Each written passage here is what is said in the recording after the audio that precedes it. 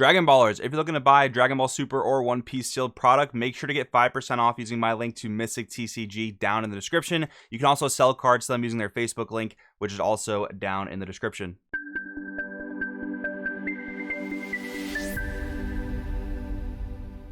Yo, what's going on, One Piecers? Welcome back to another video. In today's video, I want to go over the cards coming out in the Purple Film Starter Deck, which actually releases this weekend.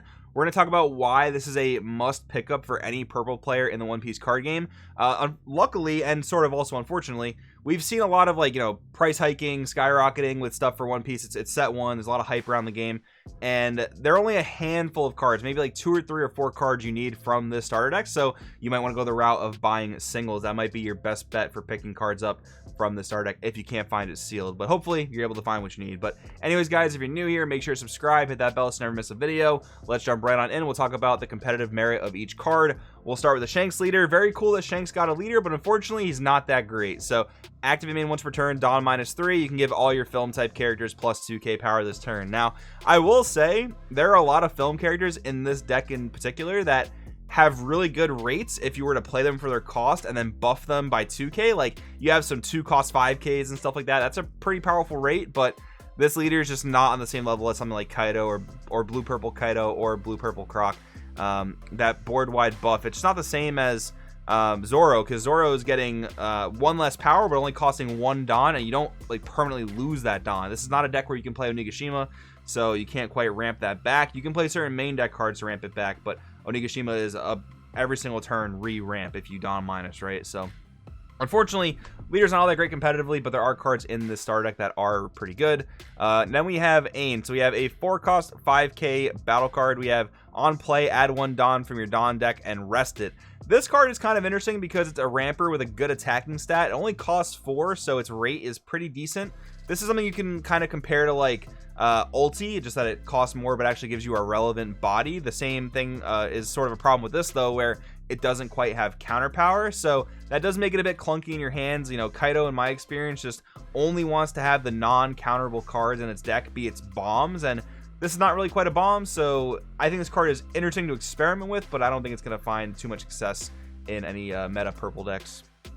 Then we have Anne. This is a 2 cost 3k. This is one of the cards I was talking about that actually has a really good rate if you are playing the Shanks leader, because it could be a 2 cost 5k. This is a blocker though, and it doesn't have counter power, so unfortunately it's just worse than the set 1 purple 2-drop 3k blocker. So yeah, I mean, if you really wanted to play 4 more blockers past Black Maria and the other 2 cost 3k, I mean, sure, this card exists, but I don't think it's worth it for the no counter trade-off, unfortunately. But then we come to Uta, the first card that you must pick up from this starter deck. This card is so good. If you've been following the Japanese meta, you know that. But this card is just super valuable. So it's a 4 cost 5k blocker, and the on block Dawn -1, rest one of your opponent's characters with a cost of 5 or less. So a lot of Kaido decks currently play the 4 cost Black Maria. That is pretty decent. With the Dawn minus, you're able to go up to 6k, which means you trump block any 5k and don't have to invest a counter to protect your Black Maria. But this card will tap another character that hasn't attacked yet, which is just super valuable in alleviating pressure and playing defense. Yeah, you might have to invest a counter card to protect your Uta, because you don't want to let her go that easily. If your opponent swings for 5 or 6, you really want to protect this Uta, because over several turns it's going to just stop so many attacks. But even though this costs cards and Black Maria doesn't always cost cards, your opponent's going to beat you in purple when they go wide. So Uta is just a way to stop that, which is just so good, and definitely just a pretty much automatic replacement to Black Maria in most cases. Then we have Karina. This is a 2 cost 3k 1k counter. Activate main once per turn. You may rest this character and trash 1 film type card in your hand. If your opponent has more Dawn on their field than you, add 2 Dawn cards from your Dawn deck and rest them. This is very interesting because it's the ability to ramp 2 Dawn in 1 turn, but the only way I see this working is if your opponent is either ramping as well and they're ahead of you, or you're using your Dawn minus, and this is to catch you back up, because anytime you're playing a regular non-ramping game, you should be ahead on Dawn your opponent when it comes back to your turn. And then of course when both players get to 10 Dawn, then you're even. So yeah, this is like kind of a catch back up mechanic, which I guess is supposed to be helpful for the Shanks leader because he's a Dawn minus effect.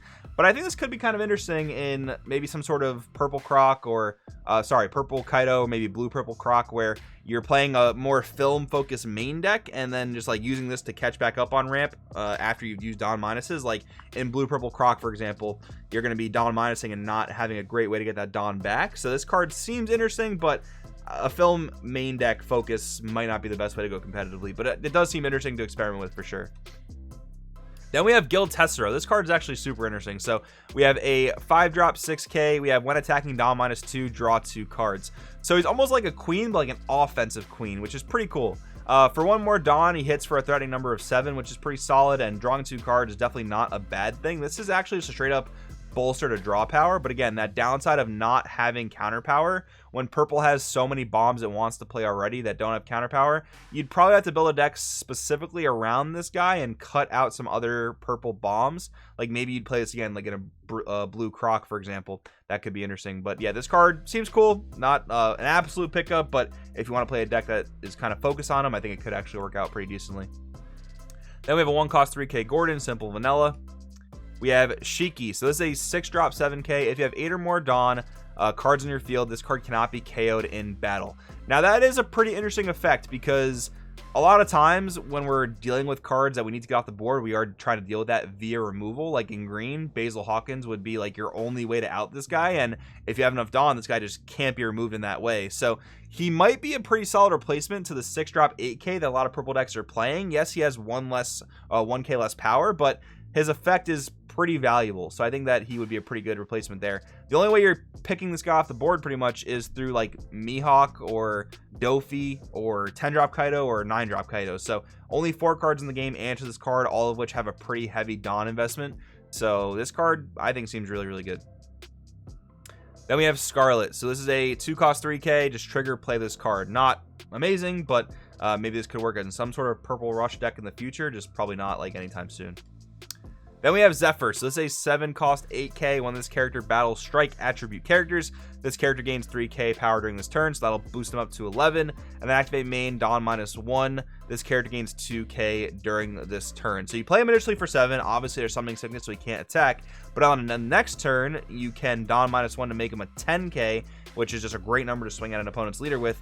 And then if you want to remove a strike character on the board, like I think most Luffy's are strike characters, this would get the job done. So another solid card, maybe not an automatic pickup, but not bad nonetheless. Then we have Douglas Bullet, another absolute pickup, which makes sense because this and Uta are the SRs of the starter deck, and SRs, you know, high rarity, usually pretty good. We have an 8-drop 10k. We have Douglas Bullet, activate main once per turn, Dawn -4. This card makes me mad because of how good it is, man, honestly. So rest 2 of your opponent's characters with a cost of 6 or less, so just about any blockers in the game short of like Kid 7. And then this card gains double attack for the turn. This card deals 2 damage. We have not seen a lot of double attack be successful in set 1 One Piece. This is going to be the first card that is uber good with double attack. And again, just the ability to rest 2 blockers and then just swing past them and go right for your opponent's face and do 2 damage at 10k. You're not out countering 10k 95% of the time. So yeah, this card is just really insane. Dawn -4 is a pretty decent setback, but if you're playing Kaido, you hit Onigashima, you're not feeling too bad about that. And the only thing that really removes this in the entire game is Kaido 10. So yeah, this card is pretty ridiculous in my opinion. Then we have Baccarat, just 3-cost 5k, good vanilla stat for purple, but probably not being played in any ramp deck. We have another vanilla, not much to talk about here. Then we have Buena Festa. So we have a 1-cost 2k counter. So purple has more 2k counters if they want to go up to a full 20. And then we have on play, look at 5 cards on top of your deck. Reveal a film card other than Buena Festa and add it to your hand and place the rest of the bottom of your deck in any order. So we do have a film searcher, which is definitely not a bad thing. Then we have Dr. Indigo, another vanilla, lots of vanillas in this deck. Then we have Lion's Threat Imperial Earth Bind. So I didn't watch the movie, so I don't know whose attack this is, but this seems like a pretty insane attack. So we have a 3-cost event, main Dawn -2, KO up to one of your opponent's characters with a cost of 5 or less. And then trigger, add 1 Dawn from your Dawn deck and set it as active. Yeah, that just seems really good. I mean, pay 3, kill a Basil. Pay 3, kill, what's a really good 5 cost? A red Luffy. That seems just pretty solid. I mean, Dawn -2 is somewhat of a steep cost, which I guess a lot of Kaido decks wouldn't really want to do, but this card is actually another great example of why side deck should be a thing in One Piece. This would be a great side deck card for certain matchups, but unfortunately don't have side deck yet. Hopefully that comes in the near future. And the final event card, Union Armada. We have a 2-cost counter. Up to one of your film type leaders or characters gains plus 4k, and if this card is a character, that character cannot be KO'd during this turn. So that's KO'd, period, not just by battle. So that protects against certain things in green, KOing rest modes. That protects, what else does KOing? We have red with Jet Pistol and purple with certain Kaido cards. So that seems pretty decent, but being locked to film stuff makes it a lot less applicable. And then trigger, you get to add a Dawn from your Dawn deck and set it as active. That just might be the main theme of purple events going forward. But yeah, guys, so as for the pickups here, definitely Douglas Bullet, definitely Uta if you guys are going to be purple players. I'm pretty sure these cards are going to get slotted into most Kaido decks like immediately. Probably same thing for blue-purple decks. As far as other pickups go, Zephyr's interesting. I think Shiki is probably also a pretty automatic pickup because I do think he replaces that 6-cost 8k that most purple decks are playing at the vanilla slot. And then other interesting cards, Gil Tesoro, and Buena Vista is kind of interesting as well, mostly for his 2k counter. But anyways, guys, those are my thoughts on the cards coming out of the purple deck. What do you think about this deck? Are you playing a pure film deck? How's it going for you? Let me know. Thanks for watching, guys. I'll see you in the next one.